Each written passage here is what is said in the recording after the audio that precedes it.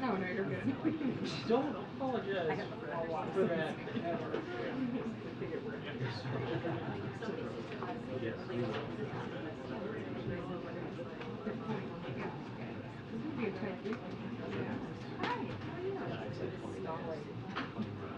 You're still working on this show? Yeah.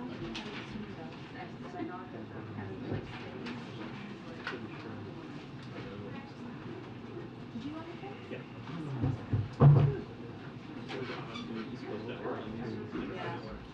But actually, jet lag a lot less functioning. Never. That's good. Shouldn't say that, but I fall asleep in 3 minutes. Yeah.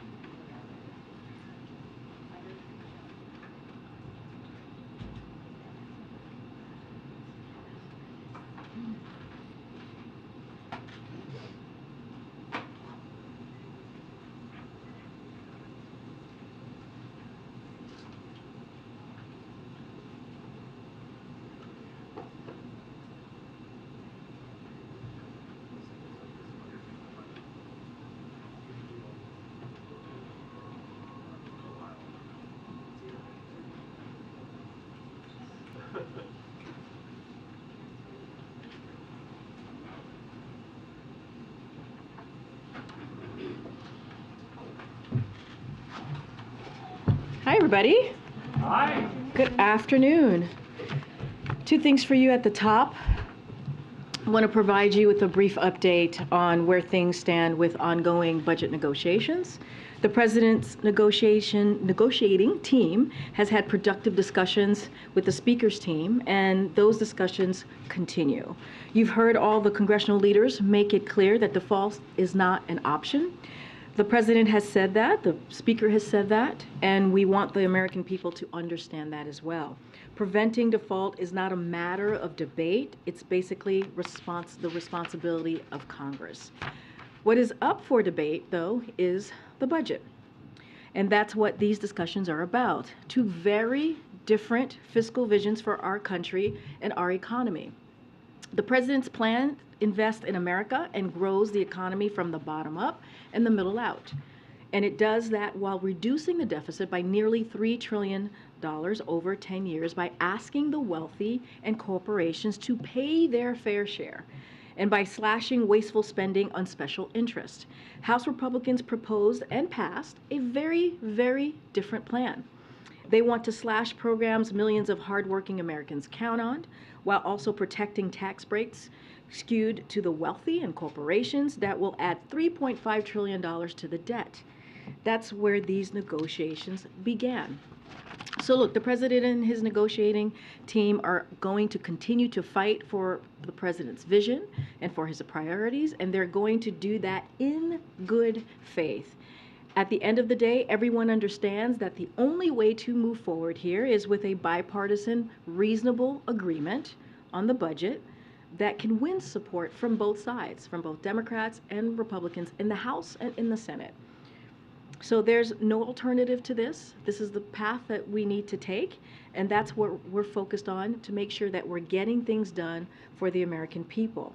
So before I go into questions, I just want to say a couple of words about George Floyd. Today, 3 years after the murder of George Floyd, President Biden paid tribute to George Floyd, his family, and advocates who have fought tirelessly for reform and accountability measures. This morning, the President also vetoed a congressional Republican-led disapproval resolution that would have nullified crucial police reforms, many enacted in the District of Columbia on an emergency basis in 2020 after George Floyd's murder, such as banning chokeholds, setting important restrictions on use of force and deadly force, improving access to body-worn camera recordings, and requiring officer training on de-escalation and use of force. The president has repeatedly said we have an obligation to make sure that all people, all Americans, are safe and that public safety depends on public trust. It is a core policy of this administration to provide law enforcement the resources they need for effective accountability, community policing. And that's why last year the president signed an executive order on advancing effective accountability, accountable policing, and criminal justice practices to enhance public trust, public safety, which requires federal law enforcement agencies to do the following: ban chokeholds, restrict no-knock warrants, mandate the use of body-worn cameras, implement stronger use of force policies, provide de-escalation training, submit use of force data to the FBI's use of force data collection, submit officer misconduct records into a new national database, and restrict the transfer of military equipment to local enforcement agencies. The administration has made significant progress implementing these goals as detailed in a White House fact sheet issued just this morning. But we know that achieving comprehensive and lasting change at the state and local levels requires Congress to act. So today, once again, President Biden is urging Congress to pass meaningful reform legislation, including the George Floyd Justice in Policing Act. It is up to Congress to send this to his desk, and once they do, he will sign this law. Okay, with that, Josh, good to see you, my friend. Good to see you, Karine. Okay. How you doing on the jet lag? A little better. A little better. How are you doing? I could be doing better.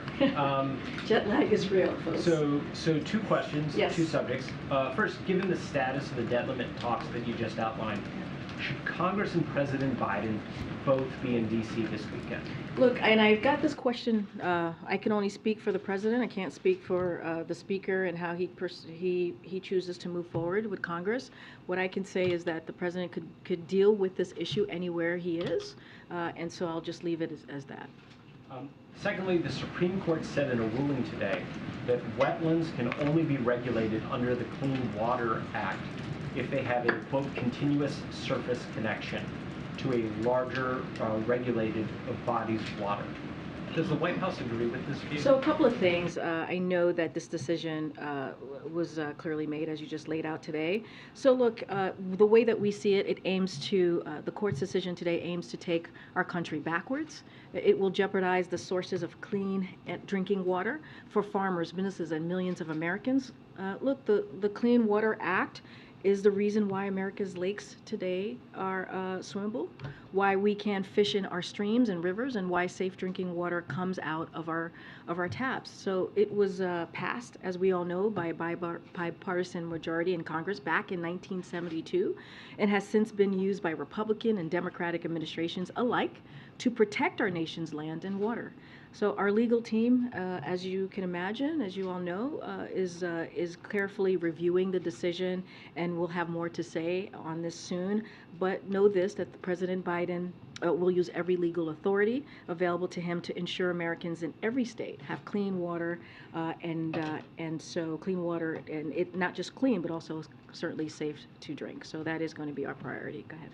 A couple questions on the debt ceiling. We're now just 7 days out from the Treasury's X date. What is the White House message to Americans who rely on payments from the government to pay their own bills? Should people be worried that they might not see a deposit next week for things like Social Security or their military paychecks? So our message continues to be and has been very clear, and as that we are standing. This is a president that's standing up against what Republicans themselves are saying is a hostage taking.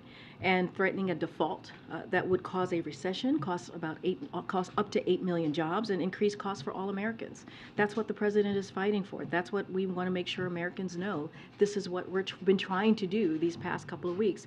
And we're fighting against Republicans' extreme, devastating proposal that would slash, as you've heard me say, law enforcement, education, food assistance. All of these things are critical to American families who are just trying to make ends meet.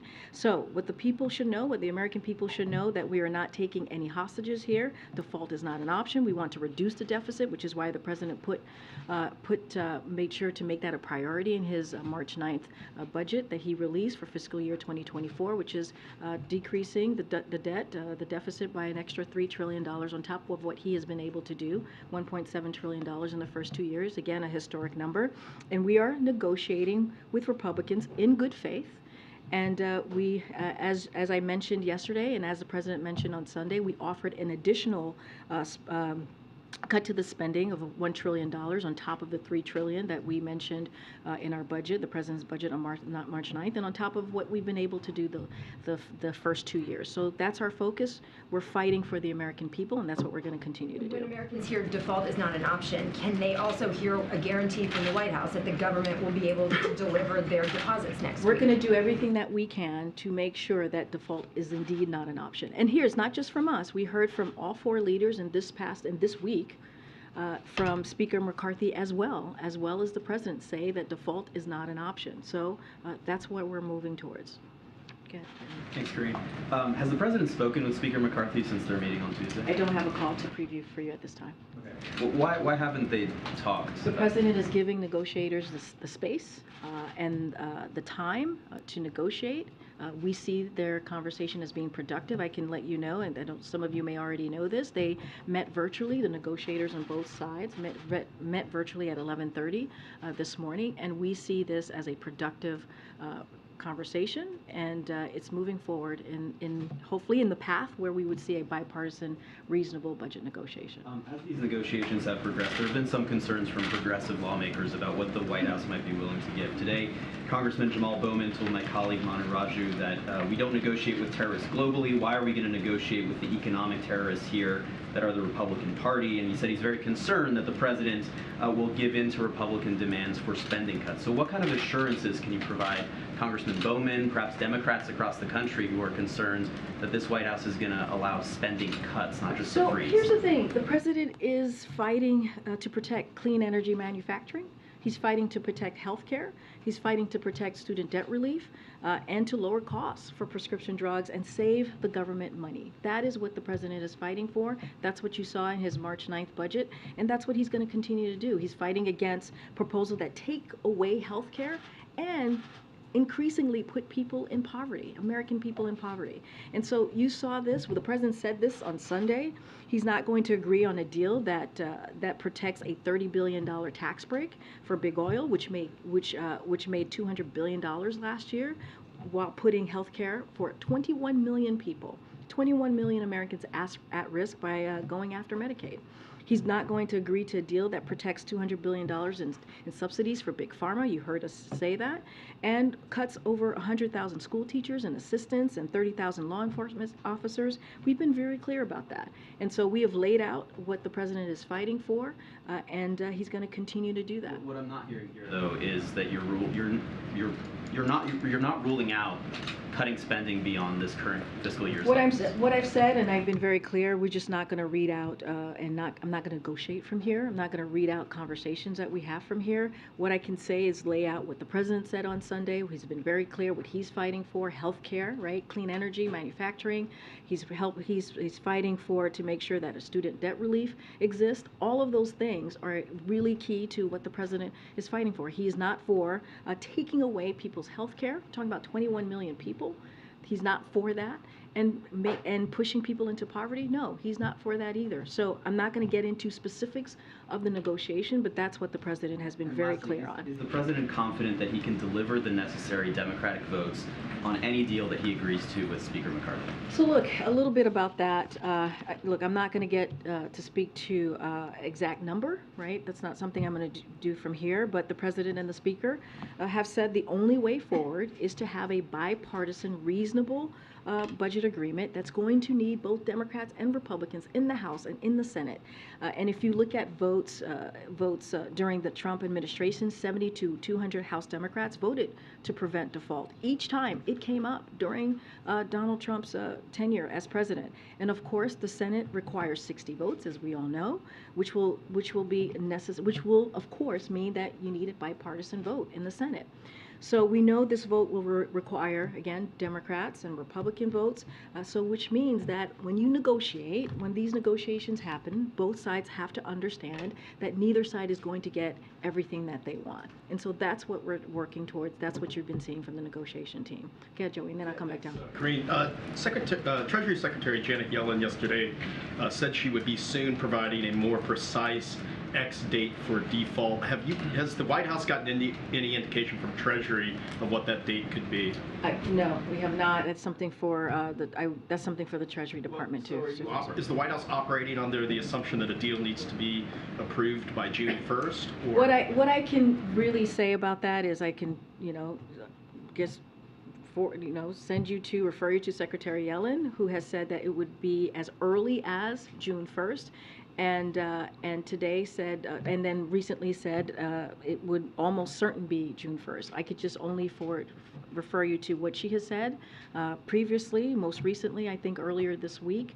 She has been pretty much communicating with all of you what the X date is to the American people, and that's all I can really share with you. The deal needs to be approved by June 1st, do you think? Well, she has said the likely X date is June 1st, and so we are trying to make sure that we get the budget negotiation done as soon as possible so that we can make sure that we avoid default. Again, but default is not negotiable. It should be done without conditions. But of course, we are working towards this budget negotiation.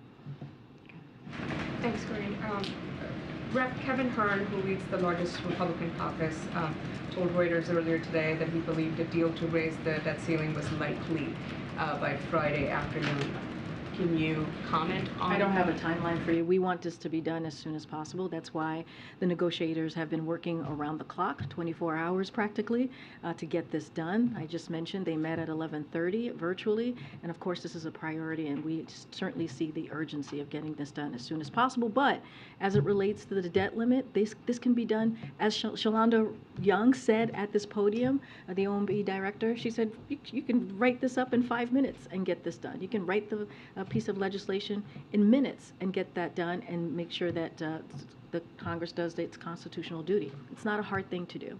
Can you at least give us a sense of whether negotiators are getting close? I know they met this Well, weekend. I said it's been productive, so clearly that means there continues to be a path forward. I'm not going to get ahead of this. I'm not going to get ahead of the negotiation process. But as I've said many times, they are productive. They continue to talk. Negotiation, you need to have a conversation, and that's continuing. And I think that's an important step forward that we're seeing. We have reporting showing that both sides are edging close to a deal with parties just $70 billion apart on discretionary spending. I'm not going to get into details from here. And I have a quick one on Russia.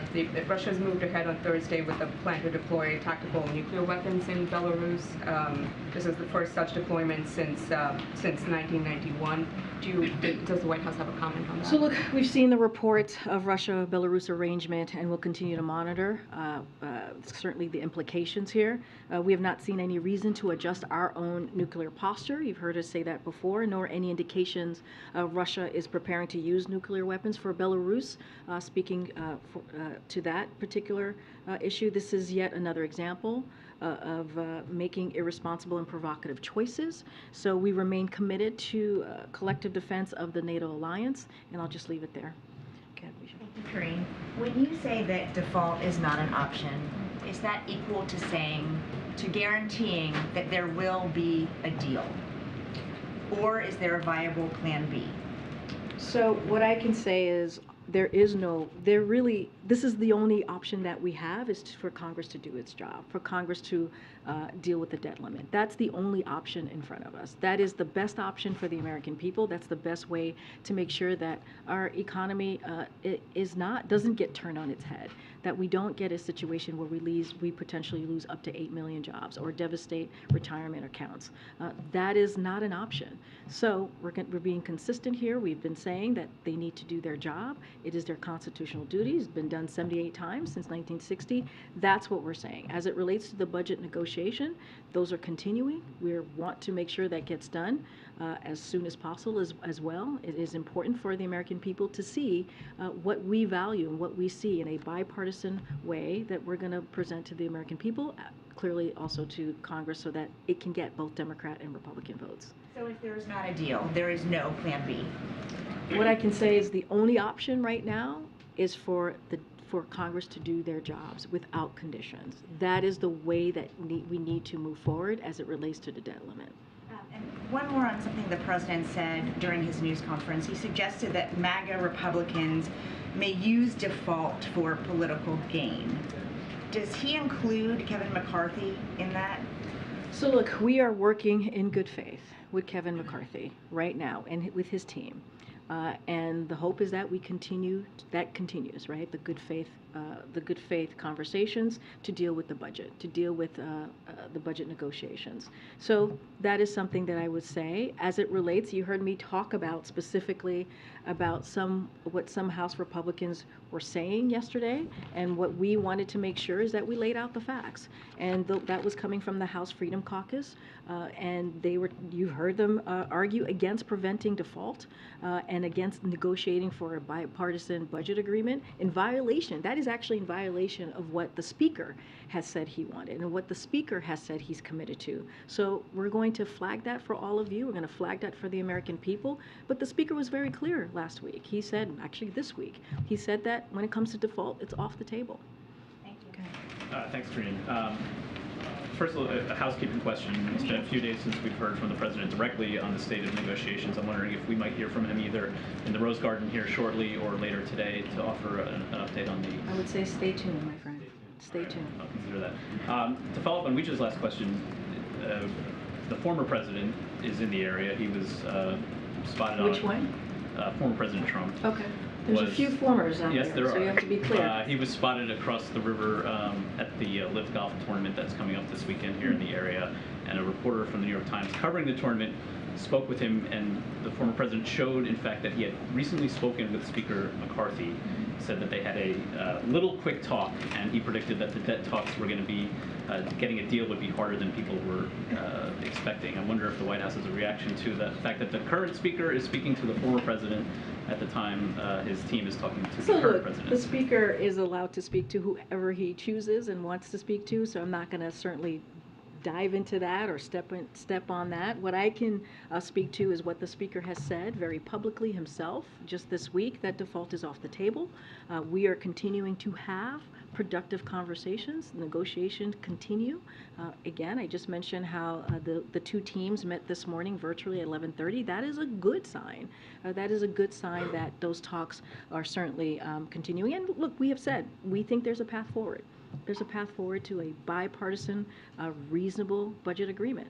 And as long as both sides understand that no one is going to get everything that it wants, then we can get there. We can get there. This is about the American people. This is about American families, making sure that we are meeting their needs, and that should be the focus. So that's not an indication of bad faith if the speaker is either receiving or placing a call. Look, I don't know what the speaker said to the former president. I cannot speak to that. You would have to ask the speaker directly. What I can speak to is what we heard from the speaker directly, and what his team is doing.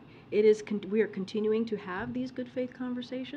That's what's important. The negotiations continue, and so I think that's what's important here. I cannot speak to a hearsay conversation that occurred.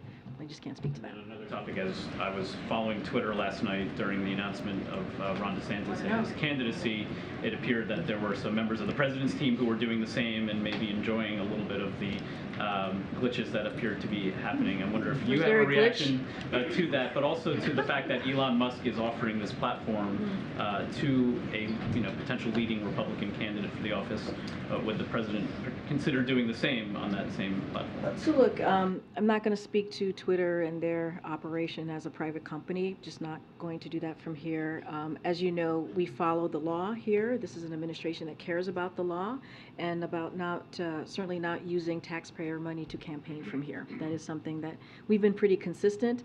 And we've also, I just got questions from your colleagues about the president's policies and his agenda and how he sees moving forward, especially on the economy. And so honestly, we just haven't had the time to take in any rapid, unscheduled assemblies, if you will. And so I'll just leave it that. I think I'll just add, really, the president's focus is on middle-class Americans, is on working Americans, making sure that we deliver an economy that works for them, that doesn't leave them behind, that builds an economy from the bottom up, middle out. That's our focus. I know there's a gather Okay. right Right now? The gather's happening right now? Oh, it's early. now. If it's possible to keep going after the Okay, gather. okay, we'll Well, the keep, president's going to start speaking in 10 minutes. okay, wow, okay, go ahead, Nadia. Thank you, Karine. Do you worry that the spending cuts might affect Ukraine assistance in the long run? So, as you've heard us say many times before, the president has been clear that is going to continue to work with our allies and partners to support Ukraine as long as it takes. That is a commitment that we have to the Ukrainian people. You've heard that from the president, you've heard that from my NSC colleagues, and you certainly have heard that from me. So we have been gratified and pleased to see the bipartisanship, the bipartisan support for Ukraine, from members of both parties in both the House and the Senate. And so, and we expect that to continue, and I'll leave it there for as it relates to the aid. Sure. On Russia, the Wagner group said after the cleared Bakhmut that basically inviting the Russian army to take over, and they say if they don't, then we are bigger than the Russian army. I know that the White House declared them a terrorist and a criminal group, but is there anything more that you can do to curtail their influence? So, look, I'm going to leave it to others to analyze Mr. Prigozhin's colorful statements that he made yesterday. So I'll leave it to others. Certainly not going to step into that. But I'll just say this: that when it comes to the United States and our commitment to holding those responsible for perpetrating Russia's war against Ukraine to account, that's what we're going to do. We've been very clear about that as well. That includes the Wagner Group, against which we have taken specific actions, including through sanctions and by designating them as a transnational criminal organization as a result of their destabilizing action and criminal activity and human rights abuses in Ukraine and around the world. These designations and other actions have frozen the Wagner Group's assets in the U.S. and prohibited Americans from providing food and funds, goods and services to the group. So we'll continue to take action and to hold them into account, and that has been our commitment for the past several months. Okay. One time do they need to gather? Right now. You can stick around. Okay. Just 6 more. Okay. Why don't does the pool gather, and I'll take a couple more. Go ahead, Garrett. Thanks, Karine. Yeah. Okay. Okay. Well, we'll do the best that we can. Go ahead, Garrett. Thanks, Karine. On General Brown's appointment as chairman of the Joint Chiefs, obviously, if he's confirmed, he would become only the second African American to serve in this role, and he would also make history with Secretary Austin as for the first time in history, the first top 2 Pentagon positions being occupied by African Americans. What significance does this hold for this White House? So look, let me just first say, and the president's going to speak to this in just a few moments. So certainly, I'm sure you'll take his response to this important appointment. But I want to recognize Chairman Milley's lifetime of service to our country. The President is immensely grateful to Chairman Milley, who has been a close and trusted advisor to President Biden over the past 2.5 years, and for how he has worked with Secretary Austin to help our military address significant challenges, respond to new threats, and end America's longest war, and strengthen alliances and partnerships around the world. And General Brown, the president, knows that he will benefit from a leader with a wealth of military experience shaped in both peacetime and war, just like he has from Chairman Milley, as well as someone who understands the strategic challenges that lies ahead that we face, that the U.S. faces around the world, but who also will ably represent the men and women of our armed forces as well as their families. And so, look, he's immensely talented. It has been amazing to watch this process. He's clearly going to make history. He's already made history as our nation's first black service chief, and he has been an important voice helping make our armed forces more inclusive, including through the video he recorded 3 years ago, just after the murder of George Floyd, that went viral and struck a chord with Americans across the country. So clearly, this is important. The president is proud to nominate him. I'm going to let the president speak more about the importance of his historical choice. On the George Floyd anniversary, has the White House been in touch with the Floyd family, and maybe updating them on the implementation of the EO? No, it's a good question. We just don't have any calls to preview. As you know, the president has spoken and met with the family multiple times, and they were here recently at the White House just last year. Go ahead, Ed. Yeah, thanks, Karine. So Fitch, a credit rating agency, has already put the U.S. in a credit negative watch. That's one domino that needs to fall before a downgrade. The president's going to Camp David this weekend, going to Delaware. Can you describe the sense of urgency that the president feels to get a deal done? There's always been urgency. We have called this out over and over again, how urgent it is to get this done. It is just one more piece of evidence, if you will. So we've been laying out, again, for months and months, how catastrophic this could be if the Congress didn't do its job and deal with the debt limit, as it's constitutional for them to be doing. That includes impacts to the credit rating of the United States, a reflection of our full faith in credit. And also, this underscores the need for swift bipartisan action by Congress to prevent default. This has to be done in a bipartisan way. This has been done 78 times since 1960. We have been calling out the urgency of getting the debt limit done, for Congress to get the debt limit done for weeks now, for months. And so this is just another piece of evidence that default should not be an option. It is not an option. All the leaders who have met, the congressional leaders who have met with the president, has said default is off the table. So even if a deal is done today, the process could still take us into the middle of June to get it to the president's desk and to sign it. So is there a message then to companies, people, about that? That could be past the X date. So look, as I've said, our message to the from the president to the American people is that we are fighting. We are fighting to make sure that we protect American families. We're fighting to make sure that we're continuing to build a economy from the bottom up, middle out. This is what we are fighting for. This is what the president is fighting for. We're going to continue to tell and continue to say what we've been saying for months, which is Congress needs to get this done. It needs to be done in a bipartisan way. It's been done, again, 78 times since 1960. So this is an important, clearly constitutional duty that Congress needs to act on. You can guarantee that any deal will be fast-tracked? We've already said how urgent this is. We've been very clear about how urgent it is to deal with the debt limit. Again, this is another piece of evidence that we are seeing and that lays that out, that default is not an option. Thanks, Karine. All right, thank you. Thanks, guys.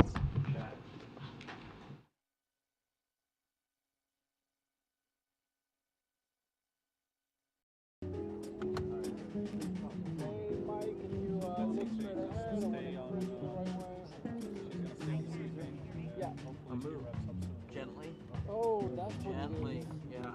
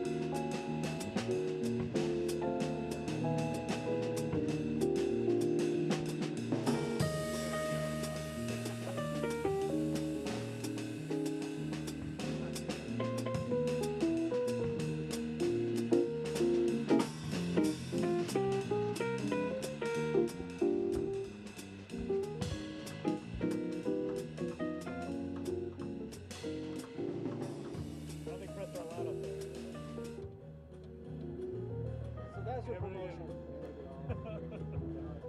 Look, you gotta get your promotion, and now he's like up there. Huh? You gotta get the sticker. He's on cloud nine. Let me see the sticker. Show me the sticker. Right on the side of the ladder. Show me the point of the sticker. Point of the sticker. Just like actually, literally. Arms got too fast. I'll text you this. Oh yeah.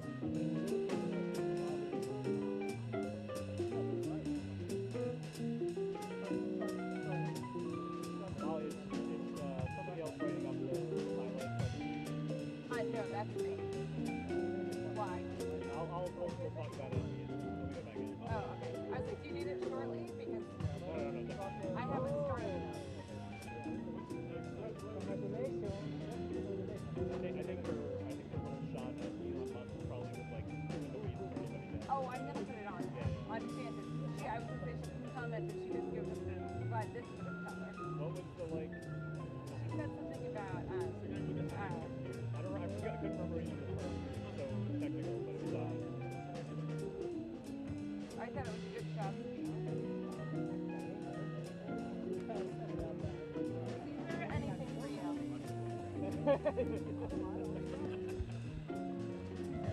How would you feel if I stabbed?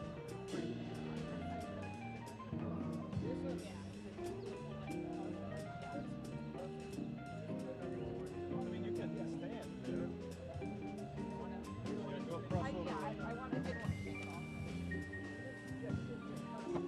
I just want to be like a away. Thanks, friends.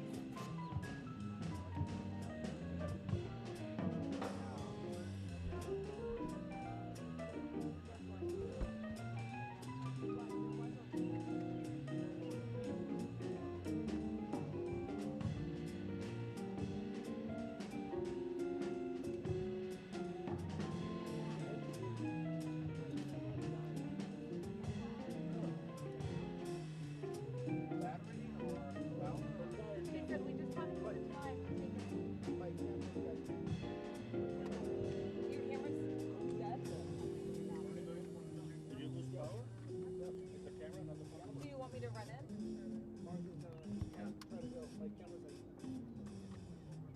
He like,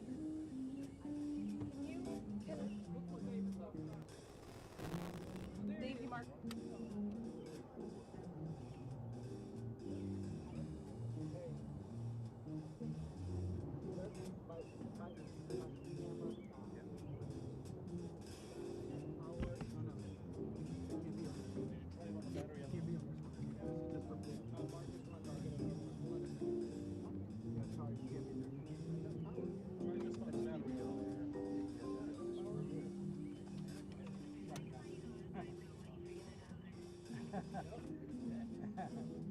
No, sorry. We have time. You're okay.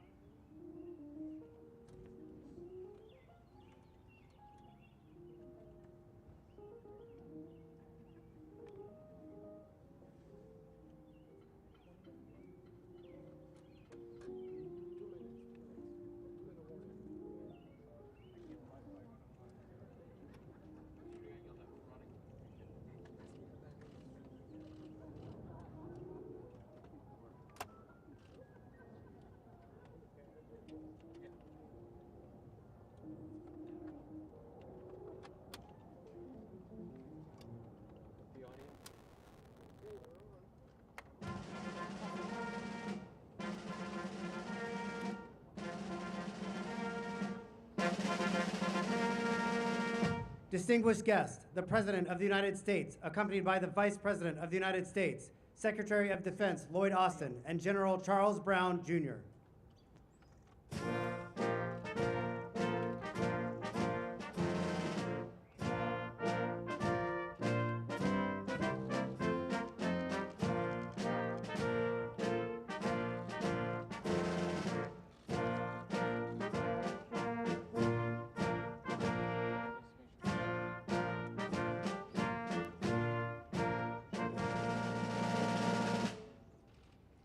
Good afternoon. Please, everybody, be seated. Thank you.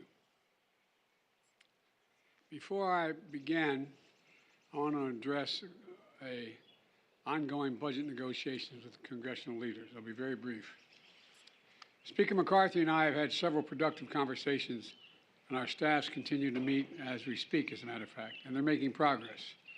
I've made clear time and again defaulting on our national debt is not an option. The American people deserve to know that the Social Security payments will be there, the veterans' hospitals remain open, and that economic progress will be made, and we're going to continue to make it. Default puts all that at risk.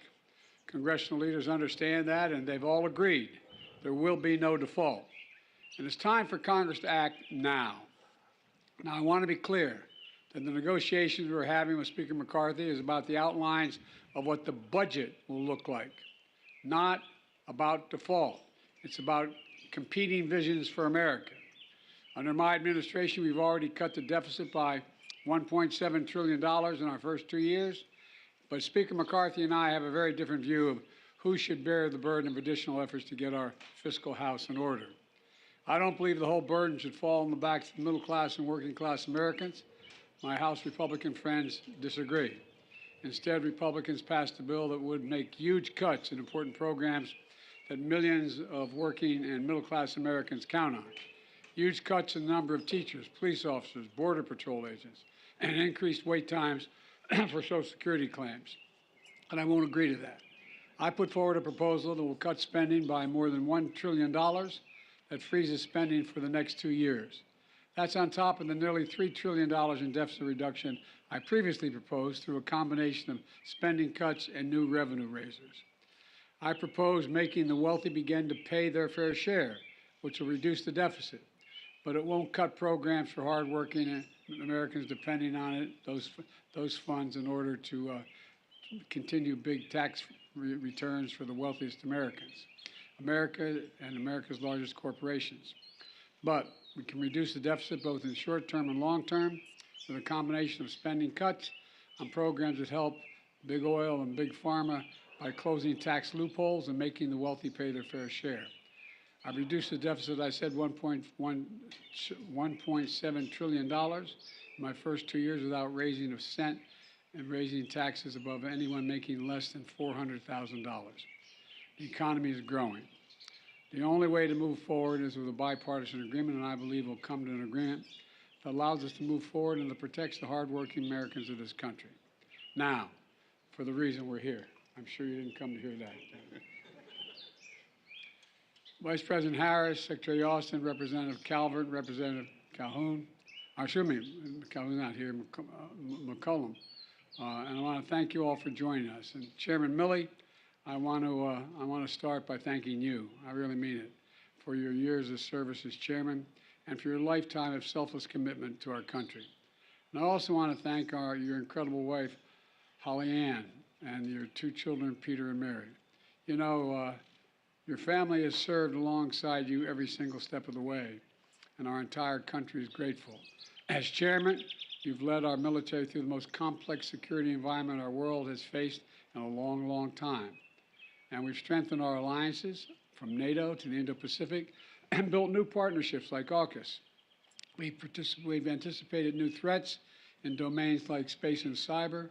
We've addressed challenges that transcend borders and responding to global pandemics by tackling the existential threat of climate change. We've ended the longest war in American history. We've continued to take terrorists off the battlefield, and we've rallied the world to stand with the brave people of Ukraine as they defend their freedom against Russian aggression. So through everything, Secretary Austin and I have had candid and direct counsel. I've valued his insight, and more than that, I've truly enjoyed working with you. I trust you, completely. Completely. You've helped set our country and our military on a course that will put us in the strongest possible position to succeed in the years ahead. I'm looking forward to continuing our work together as you finish your term and prepare to pass the baton to your successor. So today, I have the honor of introducing my nominee to be the next chairman of the Joint Chiefs of Staff, General Charles Q. Brown, Jr. General, welcome. General Brown's a warrior, descended from a proud line of warriors. His father, a U.S. Army Colonel, C.Q. Brown, served in Vietnam. His grandfather, U.S. Army Master Sergeant Robert E. Brown, Jr., led a segregated unit in World War II. And the command pilot, General Brown, brings to this role more than 3,000 hours of flying experience, including 130 combat hours. He knows what it means to be in the thick of battle and how to keep your cool when things get hard. Like when your F-16 was on fire and you returned to the base in Florida in 1991. CQ had to eject more than 300 miles an hour, landing in the Everglades. That's a lot of fun, huh? Well, I tell you what, he was back in the cockpit the next week with a new call sign, Swamp Thing. New call sign. I asked him inside the Oval what it was like, but I'll tell you about that later. General Brown is also a warfighter who's commanded in Europe, the Middle East, and the Indo-Pacific. And he has an unmatched firsthand knowledge of our operational theaters and a strategic vision to understand how they all work together to ensure the security for the American people. And while General Brown is a proud, butt-kicking American airman, first and always, he's also been an operational leader in the Joint Force. He gained respect across every service from those